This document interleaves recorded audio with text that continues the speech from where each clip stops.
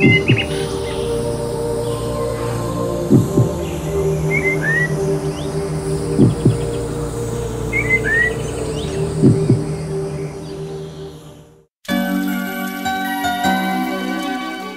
Bori nénivel kezdődött minden, legalábbis ebben a történetben. Pedig már Balogh Bori is csak folytatott egy megkezdett mesét. Évszázadok tudását hordozta, amit aztán ő is átadott az unokának, aki ma már szintén nagypapa, és most ő tanítja az unokát. Visszatérni a gyökerekhez, szinte szó szerint. Kár lenne, ha elveszne az, amit a nép sok ezer év alatt összegyűjtött. Szabó Gyuri bácsi a Füvesember Bükkszentkereszten él, a Bükkben, amelyről azt mondja, az utolsó ősi erdő Európában. És ennek az ősi erdőnek szinte minden szegletét ismeri. Volt ideje, hogy kitanulja, évtizedek óta rója ösvényeit. Miskolcon laktunk, a szülői házam a város szélén van, és amikor 6 éves voltam, akkor a nagyanyám Sajó Kazincról beköltözött hozzánk, aki egy ottani, az akkori különálló falunak a javasasszonya volt.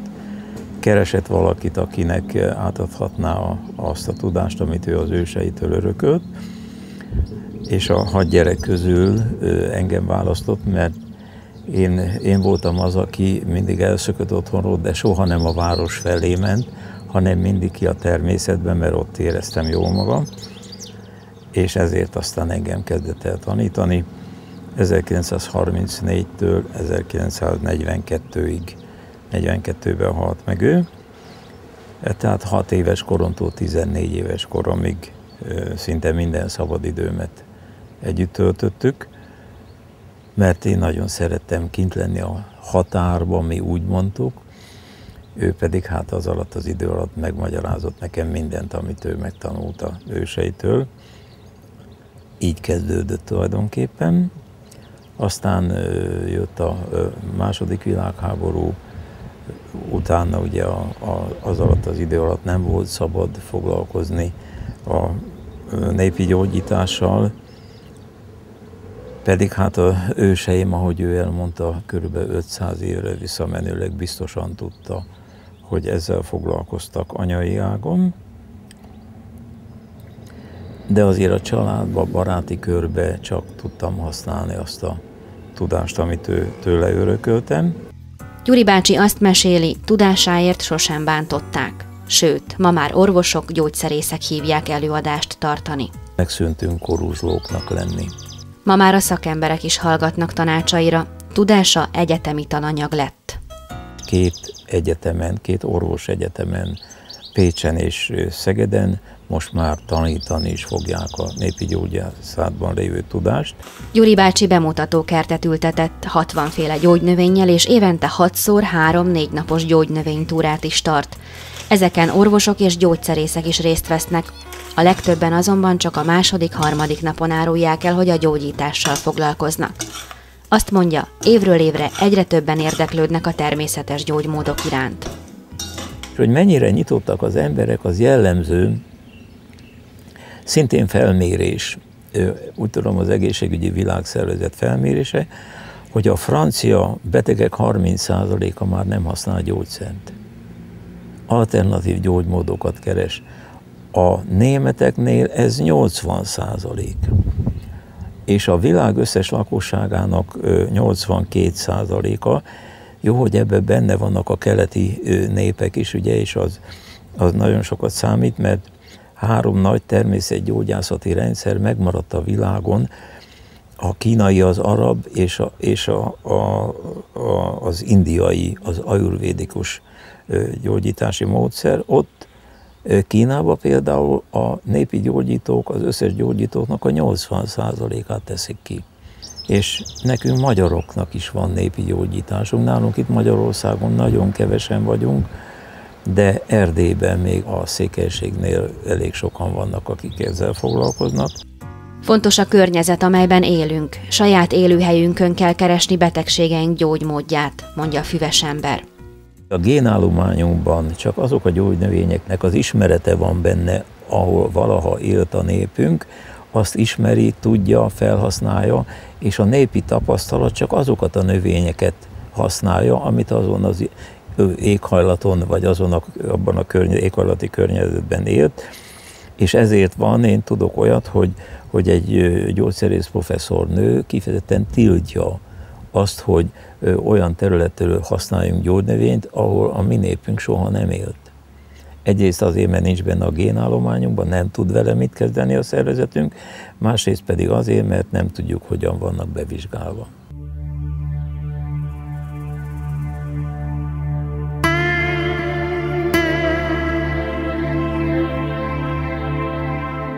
Cukorbetegség. Senkinek sem kell bemutatni.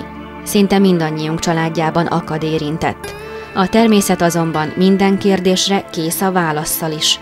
A betegségre gyógymód is van, csak meg kell találni.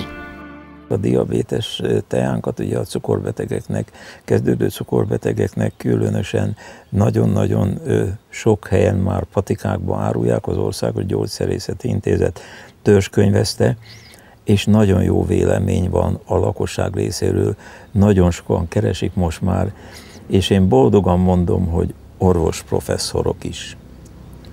Tehát több orvosprofesszor is most már használja, ajánlja a betegeinek, a cukorbetegeknek ezt a teát, hogy a kezdődő cukorbetegség nem fog kialakulni.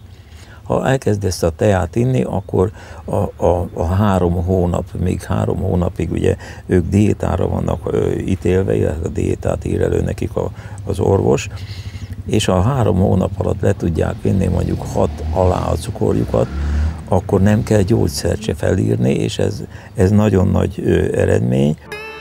A nagymama tudását a bábák tudásával kiegészítve, meg persze Gyuri bácsi ismereteit is hozzáadva, olyan pároknak is segítséget kínálnak, akik régóta hiába szeretnének babát, vagy éppen csak fel akarják készíteni szervezetüket az új családtag fogadására. Ez a bába asszony Csohány Pubinak, egy gyerekkori barátomnak az édesanyja volt, ott lakott egy utcában velem, és ő mondta, hogy minden, nem nekem, hanem egy másik, hogy mondjak, egy nőnek, aki babát szeretett volna, ő neki mondta, hogy mindnyájunknak úgy kell megtisztelni azt a jövendő életet, hogy ki kell tisztítani belülről a szervezetünket. És ez a tisztítás aztán azt eredményezi, hogy könnyebben megfogan a baba, egészségesebb lesz, mert egészséges, tiszta szervezetben fog felnőni, a régiek fürtojásárgáját például, meg a zellert ajánlották. Ezt nagymamától tudom, hogy nagyon jó a spermállománynak a növelésére, és most már, amióta ezt használjuk, ezt a babaváró rendszert, azóta több férfi visszaigazolta, hogy 10-szeresére nőtt a spermaszámuk ezáltal. De ugyanakkor nagyon sok el vagyunk savasodva, sok salakanyag van a szervezetünkben, és a hormonrendszerünk sem olyan a működése, és az agyalapi mirigy, ezt is könyvből tudom, hogy az agyalapi mirigy termel olyan hormont, ami a nőknél a peteérést segíti, férfiaknál pedig a hereműködés segíti, és erre viszont tudtam, hogy van olyan gyógynövény, amit nagymama ajánlott, ez a szurokfű. És aztán összeállítottam egy ilyen rendszert, amelyik 3 lépcsőből áll. Első a tisztítás, nőnek, férfinak, az mirigyrendszer, egész mirigyáramlás kitisztítása a szervezetből, utána a nőnek megerősíteni a méhfalat, mert nagyon sok nőnél van olyan probléma, hogy el van vékonyodva a méhfal, a férfiaknál ez alatt a 2. lépcső alatt a spermaszámot növelni, meg ha normális, akkor erősebbé tenni, fürgébbé azokat a férfi nemi hormonokat, mert általában azok a lustábbak, és a 3. lépcsőben pedig egy olyan keveréket csinálni, amelyik az agyalapi mirigy és a nőnek a ösztrogénján keresztül, tehát segíti a saját hormontermelést, és a férfiaknál is a saját hormontermelést. 100 körül van már a megszületett babáknak a száma, de Izraeltől kezdve, Németországtól kezdve egészen Kanadáig. magyarok, elsősorban magyarok, de például Izraelbe egy magyar származású nő egy arab barátnőjének kért. Persze nem elég azt tudni, hogy egy-egy betegségre melyik növény a gyógyír. A történet ennél bonyolultabb. Nem mindegy mit, mikor és hogyan gyűjtünk be. Engem a nagyanyám úgy tanított, hogy mint a szemed fényére úgy vigyázzál annak a gyógynövénynek a tisztaságára, és akikkel én most együtt dolgozom, kollégák szintén ezt tartják, és ezért nagyon-nagyon jó minőségűek a gyógynövényeink. Amellett, hogy itt a Bükk közepén vagyunk, tehát teljesen körbevesz bennünket az erdő. Bárhonnan fúj a szél, tiszta levegő jön fel, mert 600 méteren vagyunk.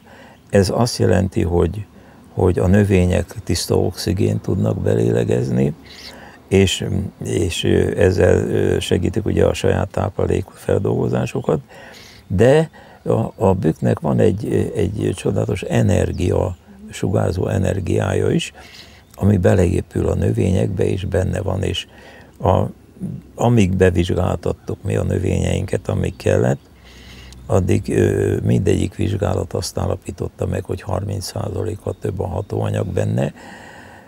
Ez ugye a levegőtől is függ, ettől a sugárzó anyagtól is függ, meg az itteni talajtisztaságtól is függ, ugye nincsenek károsító anyagok, nem szedi a növény magába be. Meg hát attól, hogy tudjuk, hogy kell gyűjteni. Tudni, általában a gyógynövényeket úgy gyűjtik, hogy naptári nap szerint. Én nagyanyámtól úgy tanultam, hogy a növény állapota szerint kell azt a gyógynövényt gyűjteni, mert mondok példát, ugye most későn indul a tavasz nálunk, és hiába van az, hogy mondjuk június elejétől lehet a diófa levelet gyűjteni, még nem lesz olyan állapotban, hogy gyűjthető legyen, mert halvány, zöld lesz, vékony lesz a levele, nincs elég hatóanyag benne. Tehát amikor az megsötétedik, megvastagodik a levél, sötétzöld lesz, akkortól lehet majd gyűjteni, és ez vonatkozik minden gyógynövényre, hogy tudni kell pontosan, hogy mikor lehet gyűjteni ezt a növényt. Még a csalánnál is van ilyen, hogy addig, amíg halvány zöld és vékony a levele, addig nincs benne elég hatóanyag. De meg kell várni, még az besötétedik, megvastagodik, ő megmutatja magát.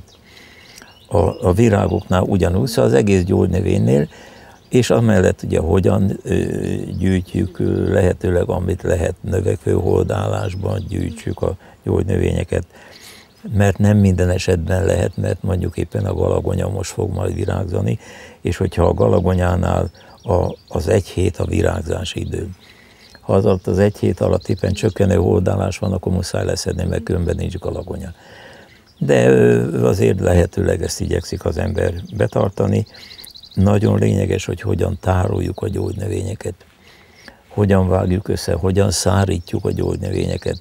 Én hagyományos módot szeretem, saját tapasztalatom, hogy a hagyományos módon, tehát a padláson, szárító kereteken történt szárítás, ami gyakorlatilag ugyanaz, mint mikor fel voltak függesztve a csomóba összekötve a gyógynövények. Sokkal szebb a színe, más az állaga annak a gyógynövénynek, és nyilvánvaló jobb a hatóanyagtartalom. Minden természetgyógyász, aki őseiktől örökölt valamit, mindig hozzátesz valamit. A Bükk-Szentkereszti irodában mindenkit várnak, aki segítséget vagy tanácsot kér. Ott jártunkkor többen is érdeklődtek.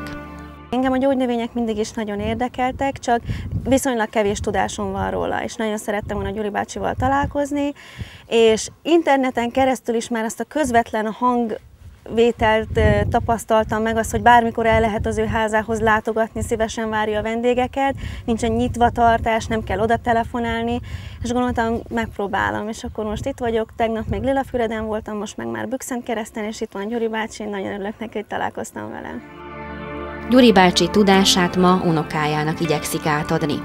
Az ember legszívesebben családnak adja át, de a hajlandóság mindenképpen kell, hogy hozzá, tehát éppen az kellene, hogy ugye szeresse, kíváncsi legyen, érdeklődő legyen, az mindenképpen kell, hiszen nagymama is azért választott engem, mert a természetet szerettem, mai napig is nagyon szeretem a természetet, ott érzem jól magam. Én 6 éves koromtól most 82 éves vagyok, és még mindig érdekel a természet, még mindig kíváncsian megyek ki. Bár már 80 is elmúlt, a füves embernek ma is vannak tervei. Én is le fogok vizsgázni. Miből? Fitoterapeuta vizsgát csinálok, hát legyen egy papír. Az nekem se árt. De addig is, amíg ez a papír meg lesz, minden hajnalban újra és újra elindul, hogy növényeket gyűjtsön, vagy az irodában segítsen az oda betérőknek.